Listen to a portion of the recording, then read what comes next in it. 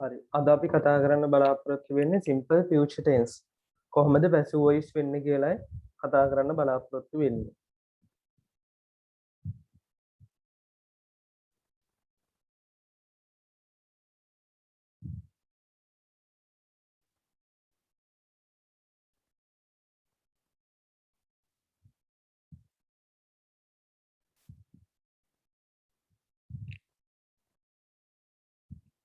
මෙන්න මේ simple future tense වලදී අපි දැනගෙන ඉන්න ඕන කාරණාව තමයි simple future tense active voice වගේම තමයි simple future tense වල passive voice ගොඩ නැගෙන්නේ. මෙතෙන්දී අපි භාවිතයට ගන්නවා will කියන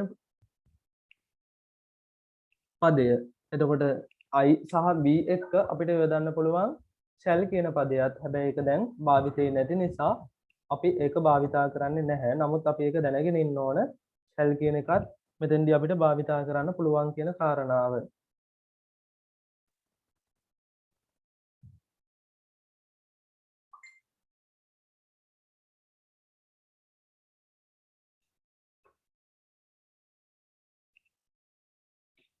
මෙන්න මේ will කියන එකටම අපි තව කොටසක් එකතු කරනවා be කියලා.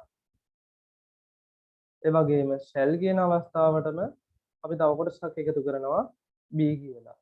will be shall be කියන මේ අවස්ථා දෙක එකතු වෙලා තමයි මෙතනදී passive voice ගොඩ නැගෙන්නේ simple future වලදී. මොකද be verbs ගත්ත am is are කියන අවස්ථාව past tense වෙද්දී was verb වෙනවා. අන්න ඒ අවස්ථාවම future tense වෙද්දී will be shall be කියලා නේ ගොඩ නැගෙන්නේ.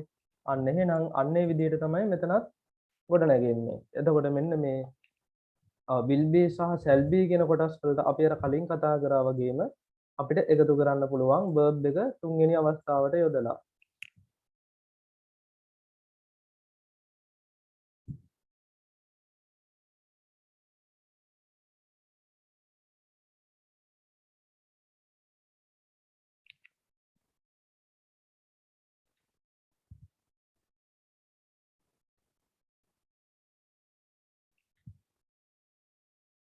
මෙන්න මේ විදිහට තමයි මෙතෙන්දී passive voice වාක්‍ය ගොඩ නැගෙන්නේ. will be shall be කියන අවස්ථාවන් වලට verb එක එකතු කරනවා තුන්වෙනි අවස්ථාවෙන් past participle කියන අවස්ථාවෙන්.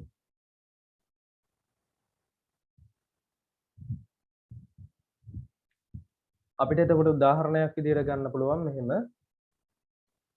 දැන් අපි කතා කරපු passive voice තියෙනවනේ. මේ passive voice අපි දැනට කොටස් දෙකක් කතා කරා. present වලදී මොකද වෙන්නේ?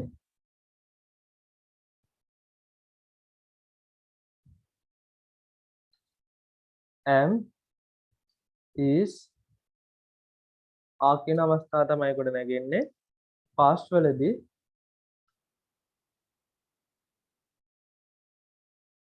was සහ were කියන අවස්ථාව ගොඩ නැගෙන්නේ. අන්න ඒ වගේ මෙතෙන්ට යද්දි future වලට යද්දි මොකද වෙන්නේ?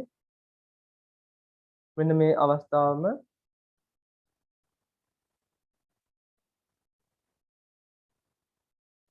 අපිට තියන්න පුළුවන් will be සහ shall be කියන අවස්ථාව වලින්.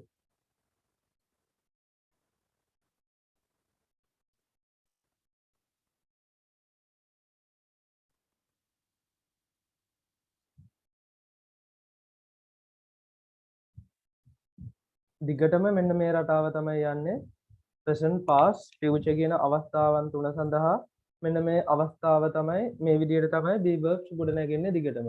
යම් යම් වෙනස් වීම් වෙනවා.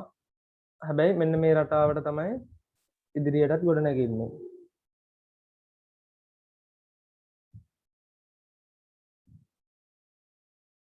අපි එතකොට මේකට එක්සාම්පල් කීපයක් කතා කරනවා.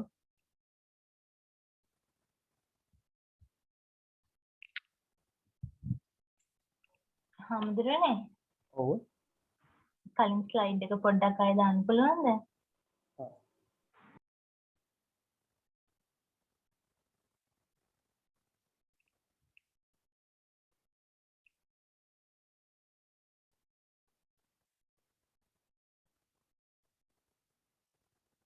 හරි හාමුදුරනේ.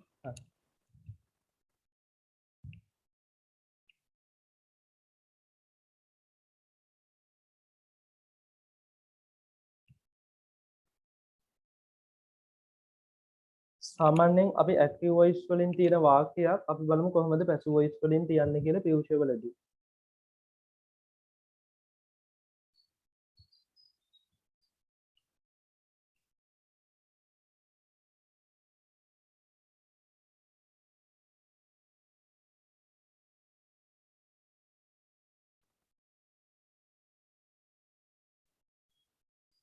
My mother will cook rice tonight.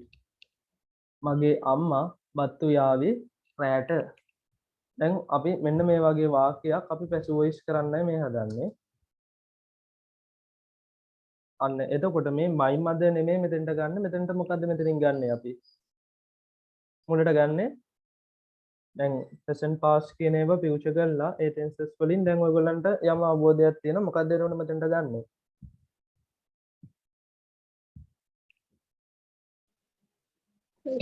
තේරුණේ හඳුර කියද? දැන් මේ වාක්‍යයෙන් අපේ අලුත් වාක්‍ය ගොඩනගනවනේ පැසිව් වොයිස් වාක්‍ය. එතකොට මේ ඇක්ටිව් වොයිස් වාක්‍යයෙන් කොයි කොටසද නැත්නම් මොන වචනයද අපි මුලටම ගන්න පැසිව් වොයිස් කරද්දී? ඔබ්ජෙක්ට් ඔව් ඔබ්ජෙක්ට් එක. එතකොට මේකේ ඔබ්ජෙක්ට් එක මොකද්ද? රයිස්. ඔව් රයිස්. එහෙනම් රයිස් තමයි අපි මුලට ගන්නෙ. රයිස් අන්න ඊට පස්සේ අපි තියෙනවා will be කියන කොටස. verb එක තියෙනවා තුන්වෙනි අවස්ථාවේ. එතකොට rice will be cooked. Rice will be cooked by my mother at tonight.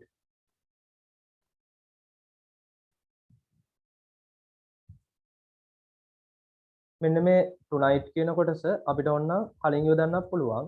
දැන් rice will be cooked tonight by my mother කියන්නත් පුළුවන්. rice will be cooked by my mother tonight කියන්නත් පුළුවන්. ඒක වෙනසක් නැහැ. අපි තව උදාහරණයක් ගමුකෝ. active voice වලින්.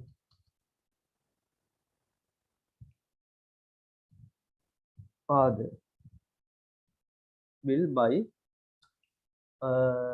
අපි හිතමු කාර් එකක් ගන්නවා කියලා. father will buy a new car next year. ලබන අවුරුද්දේ තාත්තා අලුත් කාර් එකක් මිලදී ගනීවි. දැන් ඕක අපි පැසිව් වොයිස් කරලා තියන්න හදන්නේ.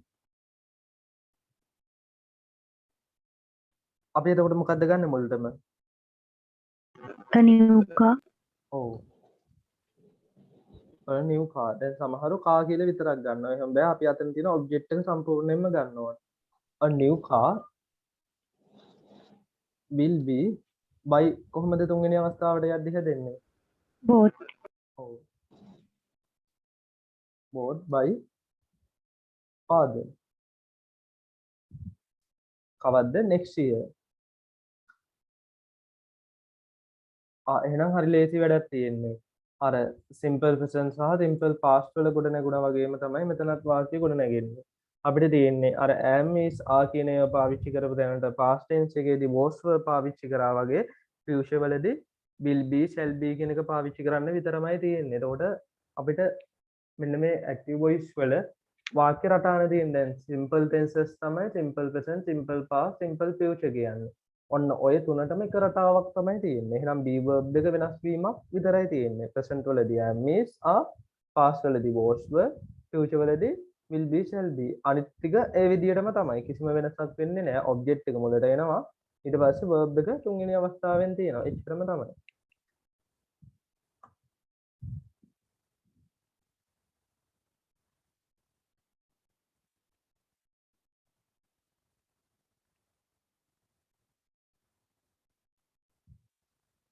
දැන් බලමු අපි යථාර්ථ වාක්‍ය කොහොමද ගොඩනගන්නේ කියලා.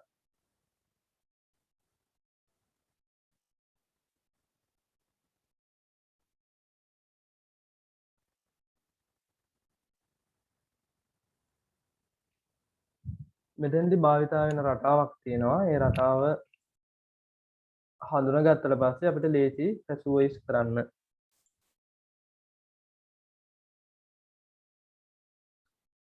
මුලින්ම subject ඊළඟට will be නැත්නම් shall be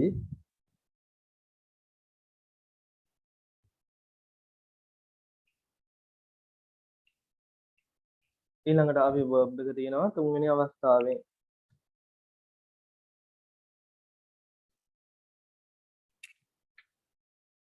ඊට පස්සේ අපිට එකතු කරන්න පුළුවන් agent ව මෙතෙන්ට ඔන්න ඕක තමයි රටාව මෙන්න මේ ක්‍රමය අපි අල්ල ගන්නව නම් අපිට කරන්න පුළුවන් ඕනම වාක්‍යයක් active voice passive voice වලින් අපිට තියන්න පුළුවන්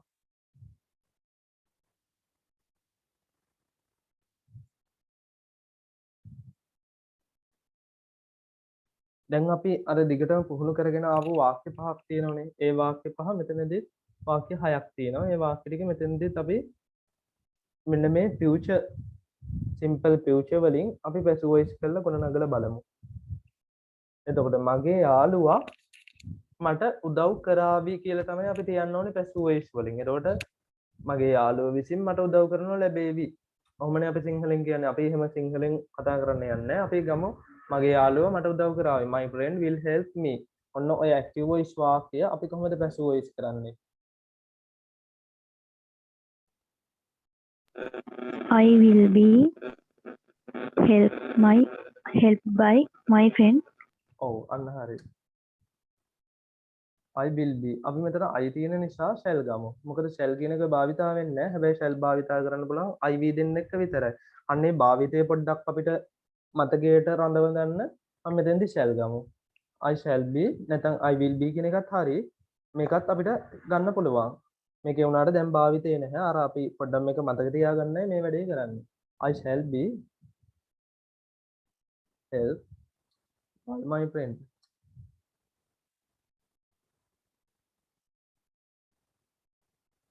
එහෙමනම් ඇත්තටම මේ active voice වලට වඩා ඔයගොල්ලන්ට passive voice ලේසි වෙන්න ඕන.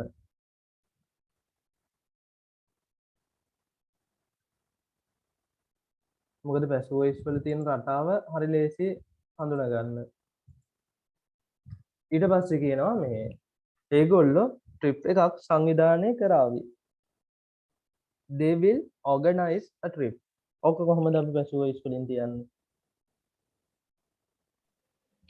The trip A will be trip will be organized by them. Oh, a trip will be organized.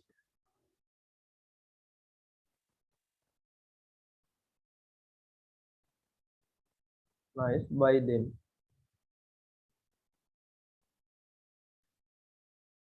ඊට පස්සේ අපිට කියන්න ඕන ඔහු ඉංග්‍රීසියෙන් කතා කරાવી. He will speak English. ඔහු ඉංග්‍රීසි කතා කරાવી. He will speak English. ඔක කොහොමද passive කරලා තියන්නේ future වලින්?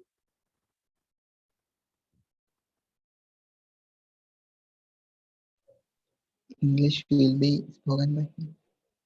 ඔව් අන්න හරි.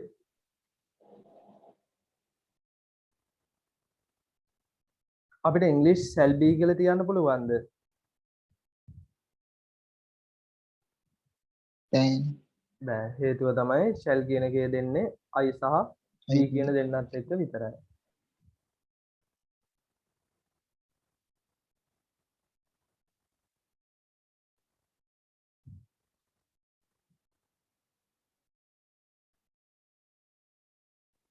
ඊට පස්සේ කියන්න ඕන අපි මිදුල අතු ගාවි. නැත්නම් අපි මිදුල අතු ගන්නම්. We will sweep the compound. We will sweep the compound.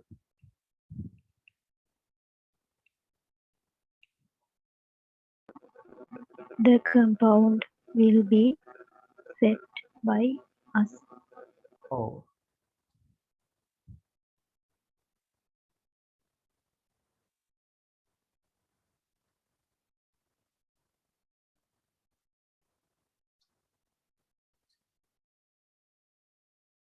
The compound will be swept by us.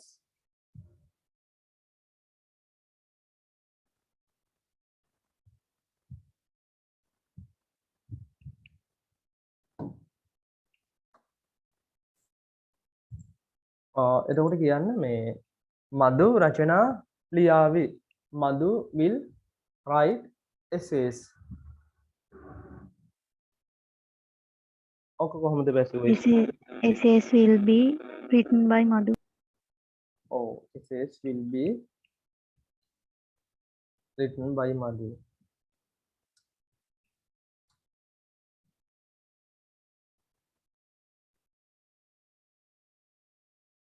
ඊට පස්සේ අපිට කියන්න ඕන ගුරුවරයා ශිෂ්‍යයන්ට උගන්වාවි. The teacher will teach students.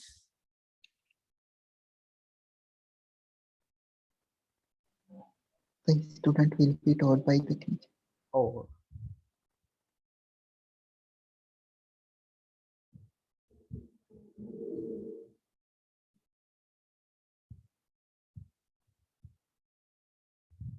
Taught by the teacher. හරි. එහෙනම් මෙන්න මේ විදිහට තමයි අපි future tense වලින් passive voice වාක්‍ය ගොඩනගන්නේ.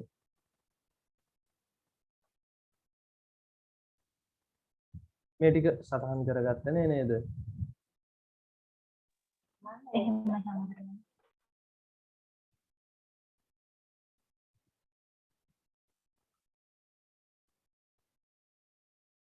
හරි. ඊළඟට අපි කතා කරන්නේ negative sentence. නැතාර්ථ වාක්‍ය කොහොමද මේ passive voice වලින් ගොඩනගන්නේ කියලායි දැන් කතා කරන්නේ.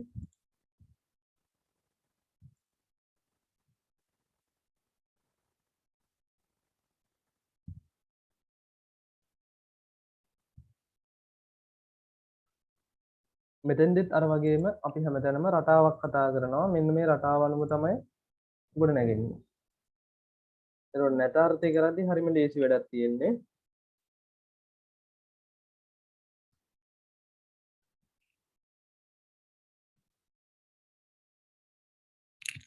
will be not ද අපි යොදාගන්නේ will not be ද කියන බලන්න. මොකක්ද හරි? Will not be. ඔව් අන්න හරි. සමහරු will be not කියලාත් යොදනවා.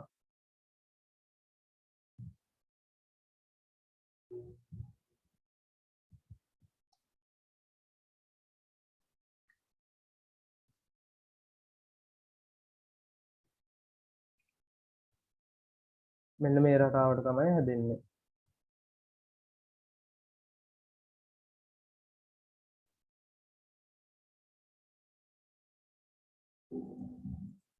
අපිට මේකේ තව දෙයක් කරන්න පුළුවන්. දැන් මෙතන will not be තියෙනවා. ඒ වගේම අපිට තව එකක් එකතු කරන්න පුළුවන් shall not be.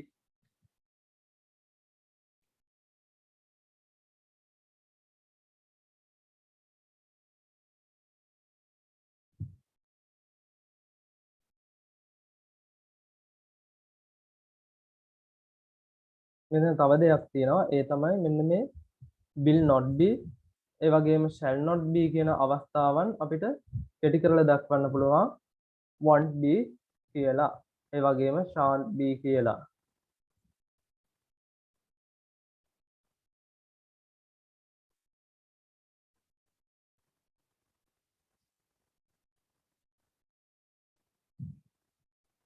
will not won't වෙනවා. shall not මෙන්න මේ shall not එකතු වුණාට පස්සේ හැදෙන්නේ shan't කියලා වචනයක්.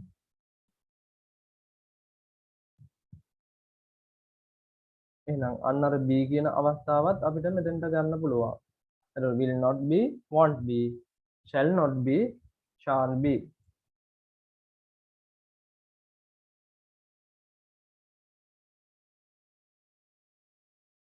අපි අර වාක්‍ය ටික මෙතෙන්ට ගමු.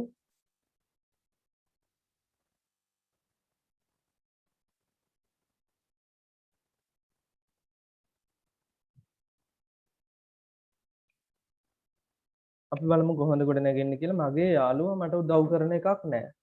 My friend won't help me. My friend won't help me. කොහොමද පැසු වෙන්නේ?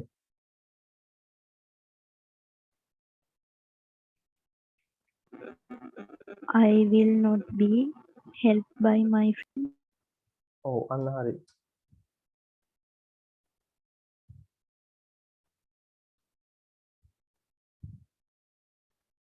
I will not be helped by my friend.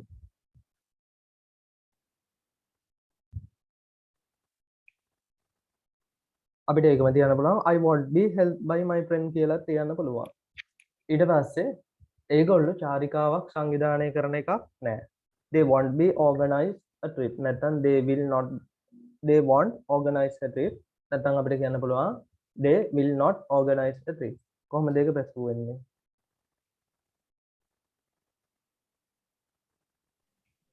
A trip won't be organized by them. ඔව්.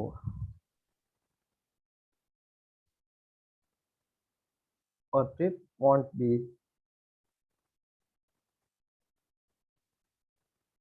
organized by them. ඊට පස්සේ කියන්න ඕන ඔහු ඉංග්‍රීසි කතා කරන එක. He won't speak English. නැත්නම් he will not speak English. English will not be spoken by him. ඔව්.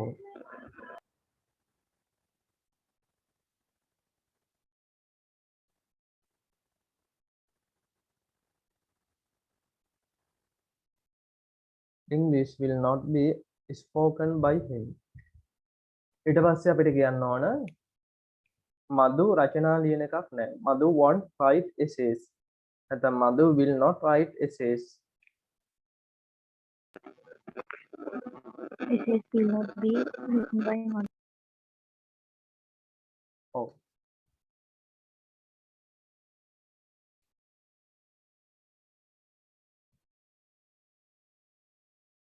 අපිට ඕන නම් මෙතනට won't කියන්න පුළුවන් නේද?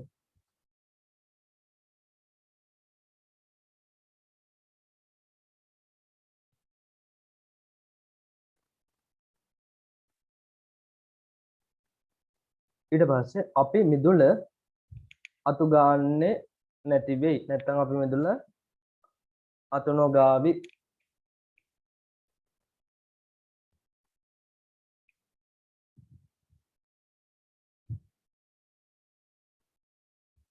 The compound won't be cleaned by us. ඔව්. අපිට won't be swept ගන්න පුළුවන් අතු ගන්න නිසා.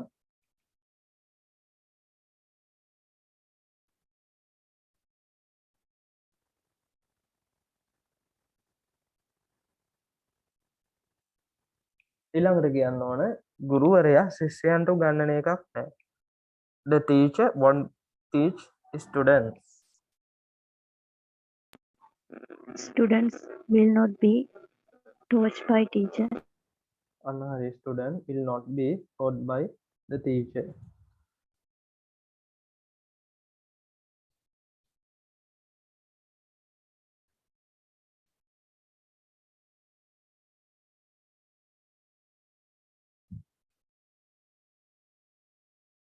එහෙමනම් අපිට රටාව පැහැදිලි. හරි සරල රටාවක් තියෙන්නේ. මෙන්න මේ රටාව හඳුනාගත්තට පස්සේ පහසුවෙන්ම අපිට passive voice වාක්‍ය ගොඩනගන්න පුළුවන්. දැන් අපි බලනවා කොහොමද ප්‍රශ්නයක් අහන්නේ කියලා passive voice වලින්.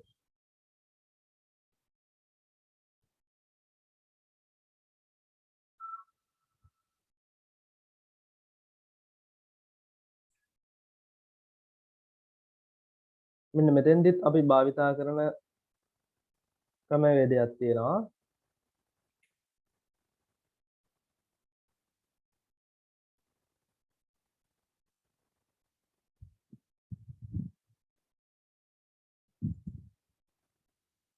ඒ තමයි අර will කියන කොටස නැත්නම් shall කියන කොටස අපි ඉස්සරහට ගන්නවා. will කියන කොටස නැත්නම් shall කියන කොටස ඉස්සරහට ගන්නවා. එතකොට will ගත්ත ගමුකෝ. ඒ වගේම අපි shall උත් ගමුකෝ. මෙන්න මේ කොටස් දෙක අරගෙන ඊට පස්සේ subject එක තියෙනවා. අන්න ඊට පස්සේ තමයි අපි be කියන එක එකතු කරන්නේ. එහෙම නැතුව will be මුලටම ගන්න shall be මුලටම ගන්නෙ නැහැ. හැමතිස්සෙම මේ be කියන එක අනිත් ඒ be verb එකේ අනිත් කොටසත් එක්ක. ඒ කියන්නේ will be shall be කියන මේ අවස්ථා වෙන් කරද්දී be වෙනමයි shall කියන නැත්නම් will කියන අවස්ථාව වෙනමයි තමයි හැමතිස්සෙම වෙන් වෙන්නේ. සමහර ළමයි will be shall be කියලා මුලටම ගන්නවා. එහෙම ගන්න බෑ. ඊට පස්සේ අපි එකතු කරනවා මේකට verb එක. verb එකට යන්නේ තුන්වෙනි අවස්ථාවේ.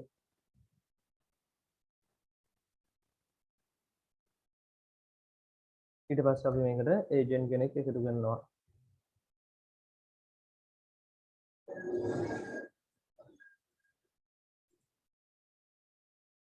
ඕක තමයි මේකෙදී අපි දැනගන්න ඕන වාක්‍ය රටාව.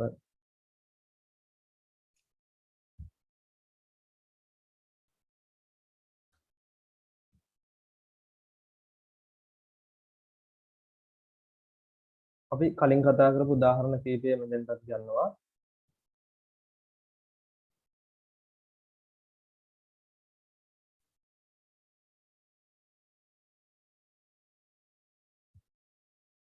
අපි කියනවා මගේ යාළුවා මට උදව් කරාවිද කියලා අහනවා. කොහොමද අහන්නේ මගේ යාළුවා මට උදව් කරාවිද? අපි ඔක active voice වලින් නම් අහනවා simple future වලදී will my friend help me. කොහොමද අපි ඒක passive voice වලින් අහන්නේ? Shall I be helped by my friend? ඔව් අන්න හරි. Shall I be helped by my friend?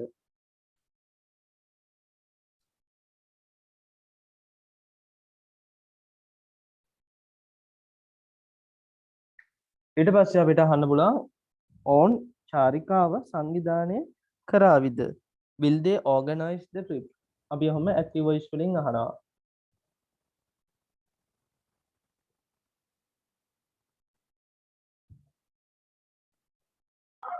Will the trip be organized by them? ඔව්.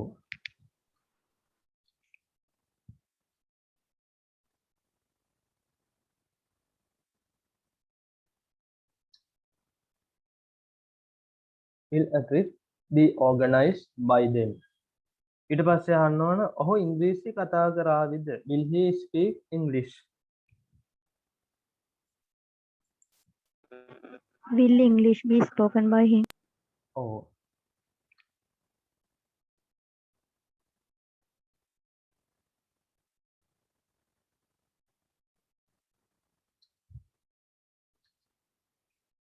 ඊළඟට අපි අහන්න ඕන මధు රචනා ලියාවිද?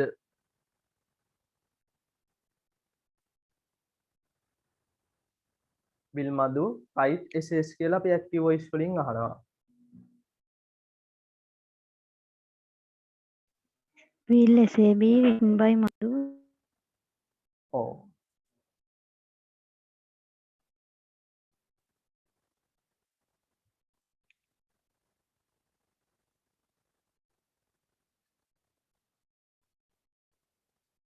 Will essays be written by Madhu? ඊට පස්සේ අහන්න ඕන අපි මිදුල අතු ගාවිද?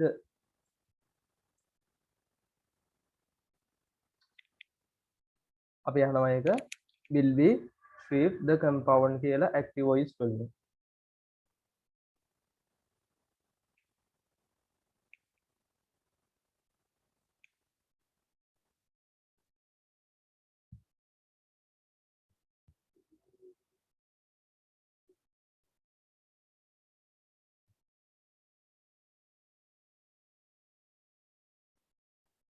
කොහොමද passive voice වලින් අහන්නේ?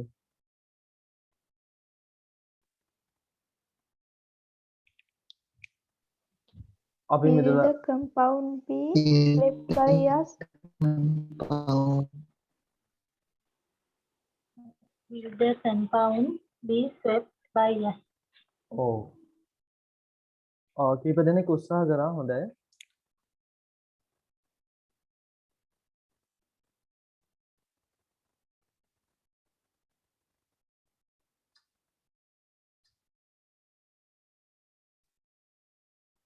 Will the compound be swept by us? ඊට පස්සේ අහන්න ඕන ගුරුතුමා ළමයිට උගන්වාවිද? Will the teacher teach students? කොහොමද ඒක passive voice වලින් අහන්නේ? Will its students be taught by teacher? ඔව්.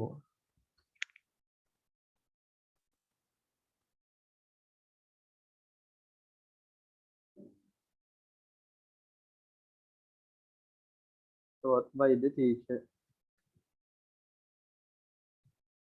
හරි. එහෙමනම් ඒකත් පැහැදිලිනේ. මෙන්න මේ රටාවෙන් තමයි අපි ප්‍රශ්නයක් අහන්නේ. will කියන අවස්ථාව නැත්නම් shall කියන අවස්ථාව මුලට අරගෙන subject එක තියලා තමයි be කියන කොටස තියන්නේ. අන්න ඊට පස්සේ verb එක තුන්වෙනි අවස්ථාවෙන් තියලා අපි වාක්‍ය ඉදිරි කොටස එකතු කරනවා.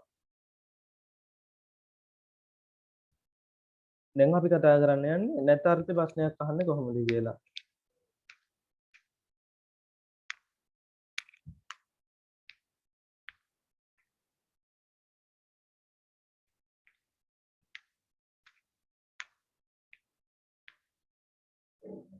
negative interrogative sentences.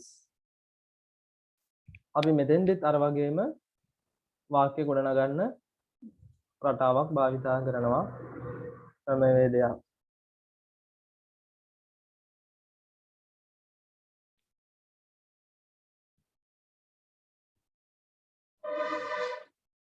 ඒ තමයි අපි will මුලට අරගන්නවා එකක් තමයි will මුලට අරගත්තා. ඊට පස්සේ subject කිව්වා.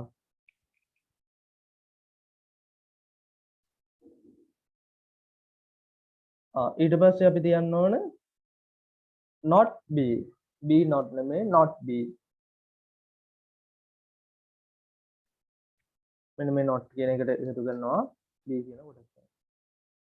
අන්න ඊළඟට verb එක තියෙනවා past participle අවස්ථාවෙන්. ඊළඟට අපි ඒකට agent කෙනෙක් එකතු කරනවා.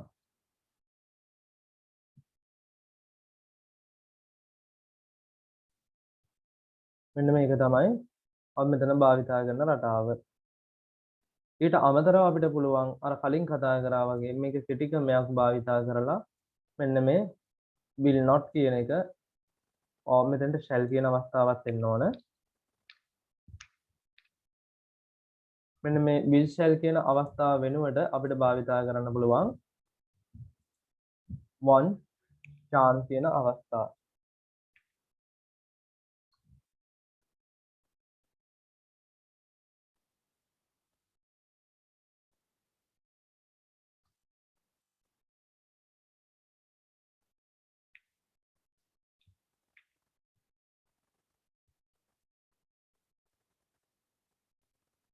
ඒ විදිහටත් අපිට passive voice කරලා මේ වාක්‍ය තබන්න පුළුවන්. අපි දැන් වාක්‍ය ටික අරගෙන බලමු උදාහරණ.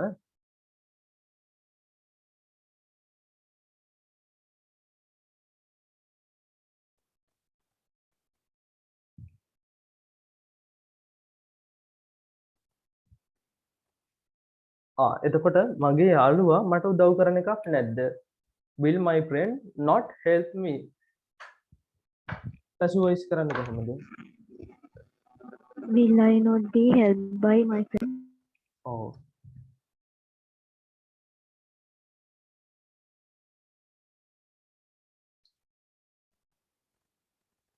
Will I not be helped by my friend?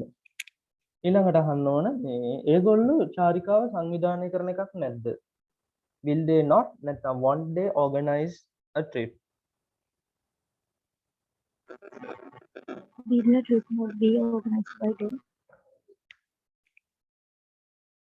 Will a trip not be organized by them?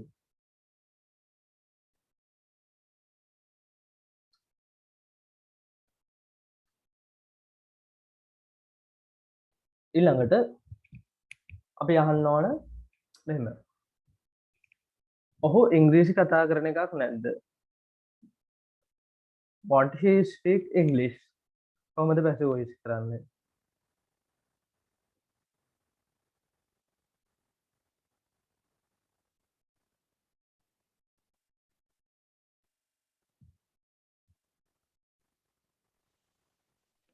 won't he be spoken by English?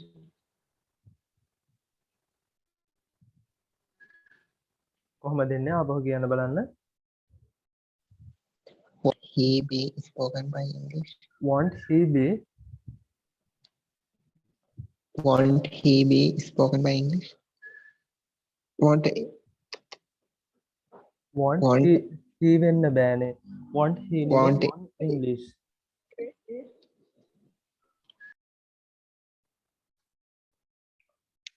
Want English. ඒ දෙක මාරු වුණා නේද? තේරෙනවා.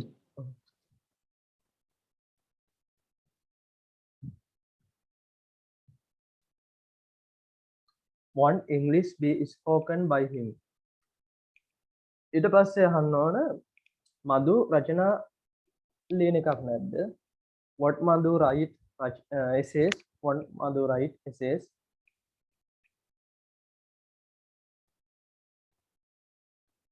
හැමෝම උත්සාහ කරනවා නම් හොඳයි. දැන් 12 දෙනෙක් හිටියත් කීප දෙනයිනේ උත්සාහ කරන්න දෙන්නේ 3 දෙනෙක් වගේනේ. Want essays be written by Madhu. ඔව්.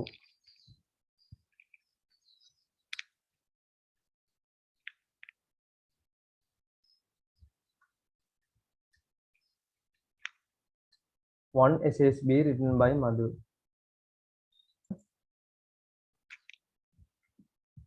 ඊට පස්සේ කියන්න ඕන අපි මිදුල අතු ගන්න එකක් නැද්ද?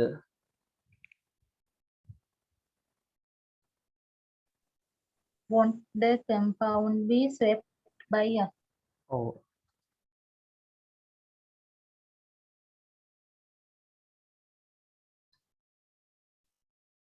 ඊට පස්සේ කියන්න ඕන ගුරුතුමා ශිෂ්‍යයන්ට උගන්වන එකක් නැද්ද? Won't student be taught by teacher? ඔව්. Want student be taught by the teacher.